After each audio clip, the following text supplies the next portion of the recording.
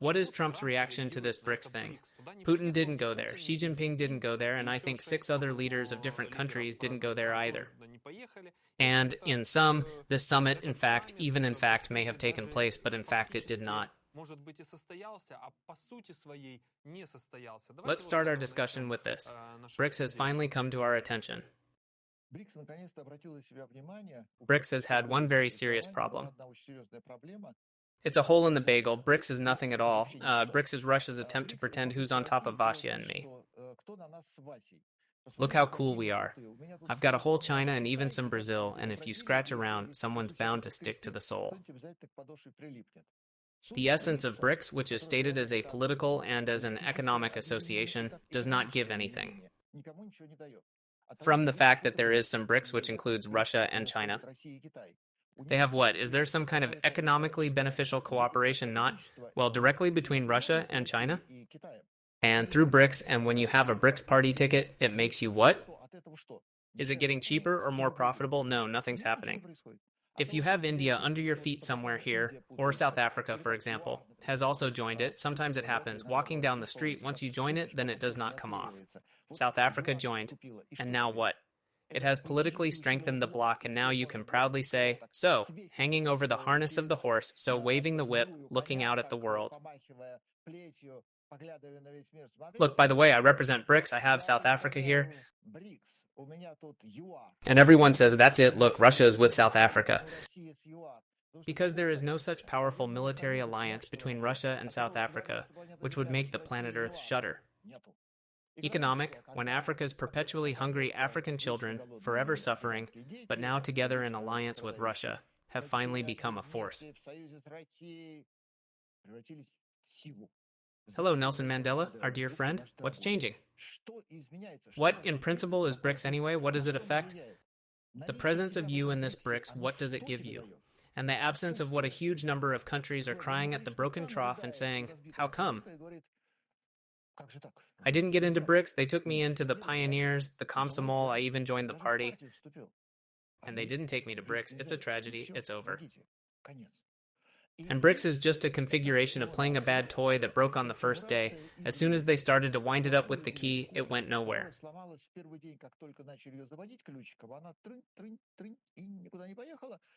But Russia never has a daddy and a dacha. Russia never moves. Historically, it moves backwards, but it does not go backwards. Russia has created the most powerful economic bloc of superpowers. Russia and South Africa. Applause. Russia, India, China. And if you count by heads, it's weighty because we have billions, actually as much as 2.5 billion. We have a percentage economy. What's in it for you? It's because you're attached to an elephant somewhere around the tail and you're waving it from side to side. What changes? Nothing. And for the first time in the history of BRICS, at least someone turned their head and said, BRICS, sweep it off the gaming table. And it is already scary to show up at this BRICS. That's why there are some laws in addition to the fact that you are rattling this BRICS, because internationally you fly to Brazil and they send you to The Hague.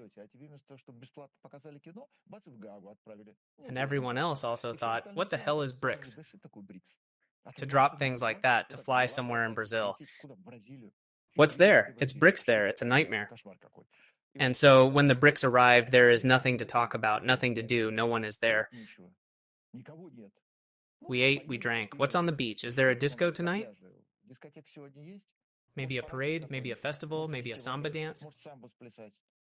And then, come on, let's open our mouths. Here's the podium, the microphone, I'm going to talk. In America, we are powerful. We are an economic bloc.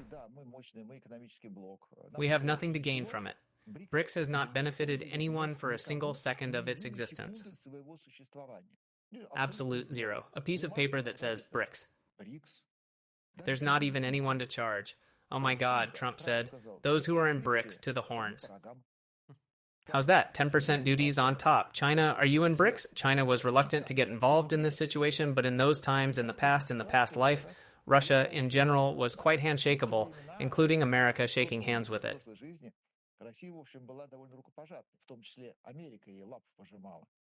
Some BRICS was proposed here. They said, let's forza BRICSA. What should I do? Nothing. Just give your name and tell you're at BRICS. All right, China didn't make a dime and didn't lose a dime. Not a single yuan from being BRICS. Not a single yuan from being BRICS linked to China. Now it's going to happen. And China is in a situation where it is kind of time to get out of BRICS. But you can't get out now as America has ordered it. You can't show that America is strong. China's foreign policy, foreign economic situation is governing. Trump said, China stop, and China stop. No, then we stay. There's no point in staying, and if you stay, you get a 10% bump. And while it all depends on which Trump is on the court, Monday is Trump, very much in contrast to Sunday. Sunday is usually a good one, and Monday is when Trump's doctor goes to work, starts checking appointments, looking at labs. It dramatically changes the picture and the rhetoric and America itself. And Monday Trump and Monday America, very formidable. So China has the task of making it through to next Sunday, when it will clear up and find out how it was before. There's no 10%, but today at last the BRICS can celebrate victory. BRICS really do exist. Is there life on Mars? Is there no life on Mars? Trump said, there is. And the Martians in this regard carefully moved the helmet and thought, finally, beauty. What are the consequences? India is subjected to a counter-attribution of 10% penalty in the trade and economic balance of the United States. What to do about it? This is the only economic consequence from BRICS in all the years of India's piling into BRICS. Both for China and for South Africa. South Africa has a different problem now. South Africa is about to deport Elon Musk. Trump is going to send him there. And then even you know what to do? If you're getting that happiness back, why don't you make him president? Maybe South Africa will go into space then. Well, that's more interesting than 10 penalties for being in BRICS. That's what we could do. But when we try to analyze something related to BRICS, Putin can rub his hands together. But the other thing is that he has already forgotten about this BRICS, as he hasn't had many toys rolled under his couch over the years. But since BRICS is nothing, nobody and no one, but now we, for example, are discussing, and America is discussing, well, then it was worth it, if only as an annoyance factor, because Putin is not the chairman. Putin is a man who is always shitting here, putting something there, digging a hole here, and spitting something poisonous there. And so one of his leads worked because it sounds like the most powerful alliance uniting billions of people on planet Earth doesn't represent anything at all. And now even Trump has caught on, and Trump is going to start, for example, twisting China's arms, at least 5 business days this week. Then he'll forget, then there'll be vitamins, then things will change again. And it's a whole worrying week of BRICS being out of his depth for the first time ever.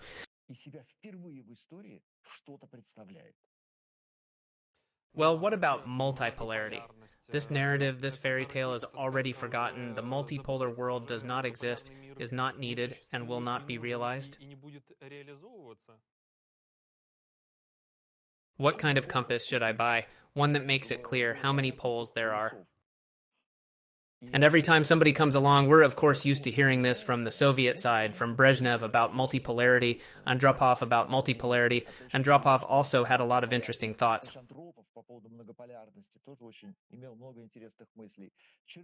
Chernenko tried to open his mouth on this occasion, but failed. Now, Putin has talked about multipolarity, a new compass, or replacing the compass. France is very fond of talking about multipolarity because France is weighty. In the UK some time ago, they were talking about this too. That was the United Kingdom. And if you look, Ivory Coast has something to say about multipolarity there too.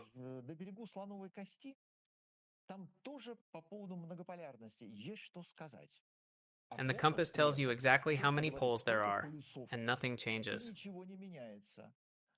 And you can fight the compass, which is what Putin is doing? Because he needs to be a weighty politician after all. And he's not talking about Russia. Everything is fine in Russia.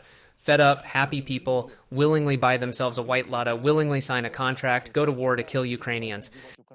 Great job, great socializing, issues resolved. And there aren't enough poles in the world. I'll have to figure out the compass. And Putin certainly has a compass to contend with.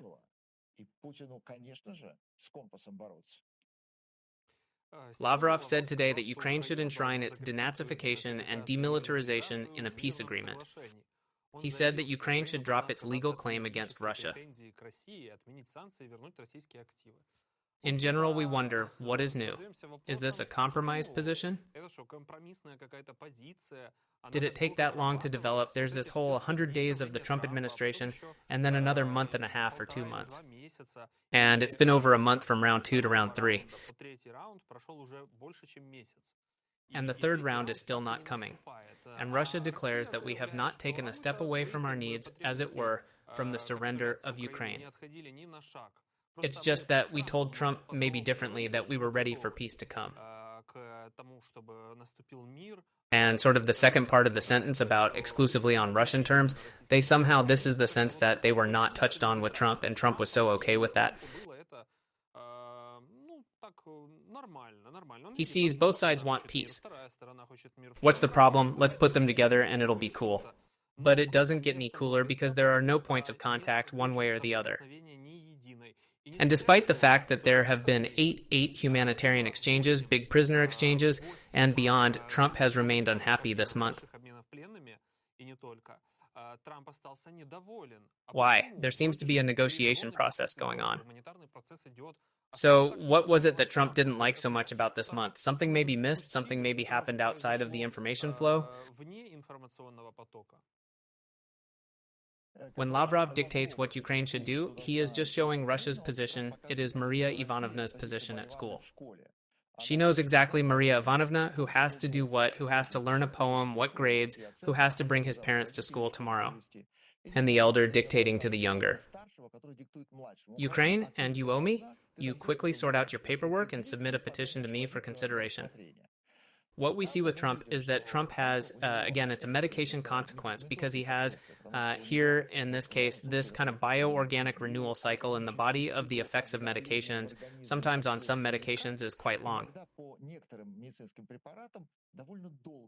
So we see that there are some quick pills when Sunday's Trump is different than Monday's. Are there any prolonged-acting drugs that will curb Trump's emotions? And the most important thing for planet Earth now is that Trump is ours. What leg did he get up from? Did he eat breakfast? Did he have a tummy ache? What's his mood tonight? It's very important for the world to know what Trump's mood is. And we can see that it has some long cycles with the example of the same Elon Musk. What was love like? What was the carrot? How tenderly did you hold it to your heart? Like buying a red Tesla, as America used to say, fast, fall, churn, buy up Teslas because they're good cars. First, a psychopath. Second, about to be deported back to his home in South Africa. With Putin, here's the same very long, maturing, medicated position in the body politic. Putin is a good guy. He was attacked by Ukraine. Look, he didn't even bat an eye, and he's all for peace. And so cool, Putin. Another thing is that there was a big mistake here. He bombed Kiev a little bit, Odessa. He kills Ukrainians. But overall, this is a good guy. Now all of a sudden, the rhetoric changes. I'm so dissatisfied with you. This is the next Maria Ivanovna, who is also in this class. She, as the eldest, knows for sure that Vavochka is bad. Vavochka, watch it, Vavochka. Somehow lately I guess my parents are going to call me to school. Yes, Vavochka, I don't like you. Think about your behavior. And the quarter will be over soon. What kind of quarters are you going to have? What's your behavior? Ouch, Vavochka. And in the midst of all this, we see that the situation does not change in any way. War. Ukrainians have been killed and are still being killed. And Minsk negotiations, how many rounds have there been? What changed? Delegations came, even a special jester dressed up in a costume. Medlinsky was washed and cleaned, and they said, "So, who are you? You're no longer just a sidekick. You're now an official representative of Russia. You're now a politician and a diplomat." He says, "Wow, oh, that's great. That's one thing I've never played before." went to Minsk and also with Ukraine with a smart face. Minsk agreements. These Minsk agreements, someone also refers to them and says, here it is, the Minsk agreements. That's right. The Minsk agreements, there was that. And in Paris, from 62nd to 72nd, there were 4 years of negotiations on the Vietnam War. That it's time to stop, that North Vietnam and South Vietnam, that we should try to reconcile somehow after all. 68 to 72nd, 4 years. Did that stop the war? No, and the negotiations continued. The Russian country schedules the talks, and Putin says, there is a proposal. We need the next round, and Lavrov tells, so what should be prepared? So, Ukraine's homework, write it down. Write it in your diary because you have to pass the exam. So, for the next round, you owe us this test, this dictation, and a little diagnostic material. Please familiarize yourself and prepare yourself. And Trump, who's in and out. He was like, what's that? What's that? It's Ukraine. Can I drink it? Try it. No, it's not good, so I put it down. Is there anything better? Of course, the internal politics of the United States, the destruction of government institutions, and the destruction of American science. And the whole world is now creating specifically for escape, like from the Third Reich, when all the physicists, mathematicians went around the world and America took them in. And now Germany, France, Canada, Japan are setting up special programs to take in fugitive American scientists who are fleeing Trump. Because America destroys everything. It's tastier, it's more interesting. If it's going to be a drink, it's going to have to be high degree. And then he says again, mineral. The degree is practically 0. It's called Ukraine. I don't want to. How many times can I do it? It won't end. It won't end. It's coming right out of the faucet. I want something else. I want entertainment. After all, engaging in unrighteous endeavors and women's beauty pageants and children's beauty pageants, and we remember the hint of dirt that Elon Musk has against Trump on Harvey Weinstein, and he quickly slammed down and said, oh, I don't want to lose my New York residency. I don't want to go back to my Yarovshchina. And the compromat didn't go any further, and Trump has Ukraine again. What's the matter with you? Putin is a good man. Maybe not a good man. Definitely not good after morning after pills. Friday was better. Saturday was fine. Monday was fine. No, bad Putin. And those are 3 different processes, and none of them stops the war. Putin can fool around for a very long time. Any number of things. Minsk agreements, New York agreements, Early-Ad agreements, Istanbul agreements, delegation representatives. Homework assignment, Ukraine. Don't forget, you owe me. It doesn't stop the war, and Trump, if he wanted to stop the war, he would have stopped it. I mean, when he flew to The Hague now for the NATO summit, he also said that Trump personally won 4 wars in those 3 months. And The Hague applauded him. And Ruda, just in case he had a child out of wedlock, swore to his father and said that he had won 4 wars. But the 5th war, aka the first, is still not being won. And if you're such a peacemaker and you've stopped 4 wars, you've won 1 at the same time. And it's not stopping. So is it because it won't stop, or because it's real, or because something has to be done? But 4 showed that you have experience, you have the talent of a commander, and at the same time a politician. 4 wars stopped. When you look at the list of these 4 wars, you are amazed because you have not heard of some of them. But Trump won them anyway, and this war is extremely profitable. This war is not native, not one's own, just as Ukraine is not native, not one's own. So Putin, if he's offered, Putin, come on, you're a peacemaker. He'll say, okay, Putin, why don't you be an outcast? America, we are the peacemaker. All right, you're a peacemaker, I'm going to stop the war. All right, stop it. Trump, this one is satisfied, that one is dissatisfied, Tesla buy, this one sell. There should be a deal, scientists disbanded, physicists all kicked out, science stopped, Harvard Institute twisted into a ram's horn, domestic policy. Can war be stopped? It can, by letting Ukraine win. There is no other way. Can Putin be eliminated? Yes. Would that stop the war? Guaranteed to stop a war. Can it be done? It can be done. No one will. American business, can you get it from Russia? You can, but no one will do it because it is profitable. Is American business thriving in Russia? Because so many others have left, the Americans have stayed. And American business pays taxes to Putin. Let me tell you, by the way, how much taxes American businesses paid last year.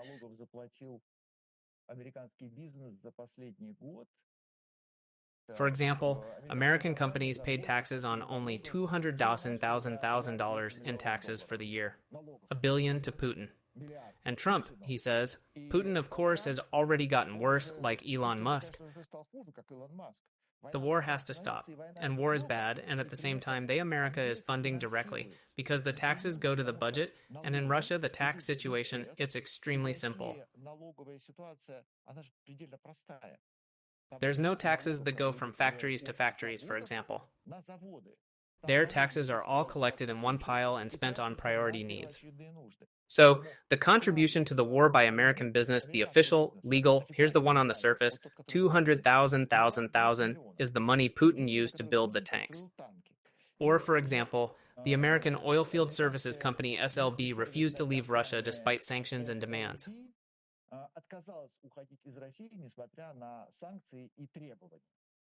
And the head of that company said, we're looking into the sanctions, and at this point we believe that our measures are in line with them. And to leave Russia, the American oilfield services company SLB refused. Just said, and we won't. Just as all 5 American plants of Federal Mogul Corporation, which makes cylinder piston groups for KAMAZ, work in Russia, and in fact, thanks to Federal Mogul KAMAZ, go to kill Ukrainians.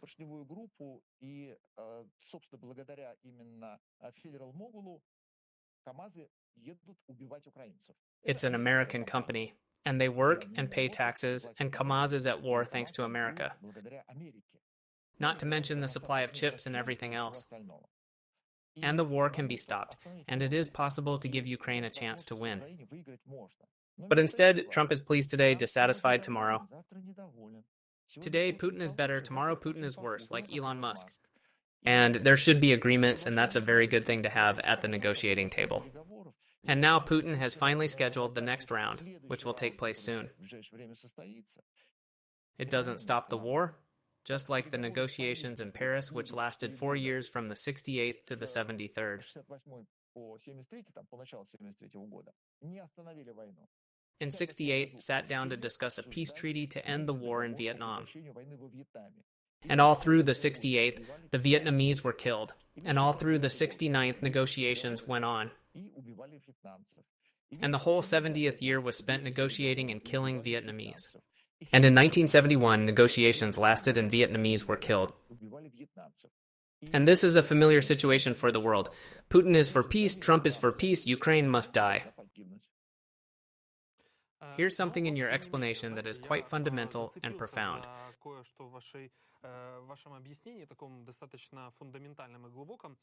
The moment here is this tension that Trump and Elon Musk have, and that this could sort of outgrow, that paternus could go into the relationship between Trump and Putin.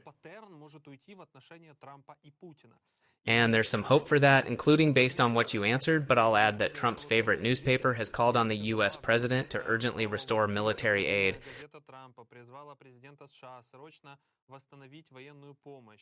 We're talking about the New York Post, which supported Trump. It published a harsh treatment of him. And in fact, it is even spontaneous, one could say, because this is not the only publication that has picked up such a wave, such an attitude. We can say that ordinary Americans, including journalists, already understand everything. Everything is clear. Trump talks to Putin. Meanwhile, Putin releases a bunch of shaheds on United States Independence Day, releases a bunch of shaheds on Ukraine. Just a spit in the face. It's not the first spit. Trump just maybe dodges these spits, but this time maybe he didn't, or maybe his back is sore.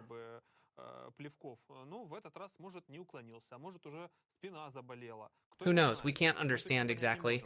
But what we see is that this social tension around the topic, the social credit of trust that was given to Trump, among others, and to the media that supported him, it is kind of coming to an end. So is this really something that could sway Trump? Or he'll just say what he always says, that if he were president, the war wouldn't have started, and in general, this Biden guy has been dreaming about me all night, boring me. The only thing or person who can influence Trump is his wife. She's very stable, he has her last one to date, and she's long playing, which speaks to her incredible talent. Because all the previous ones are gone and this one is still here. Then she's the best. Everything else can change. And to date, international politics looks like a godsend, peeking through a keyhole at a patient. How's his mood today? What's his condition? Is he allowed in his room today or not? It's never been this embarrassing before. In politics, in the highest echelon of power, no one there ever allows for value judgments, attitudes, sincerity.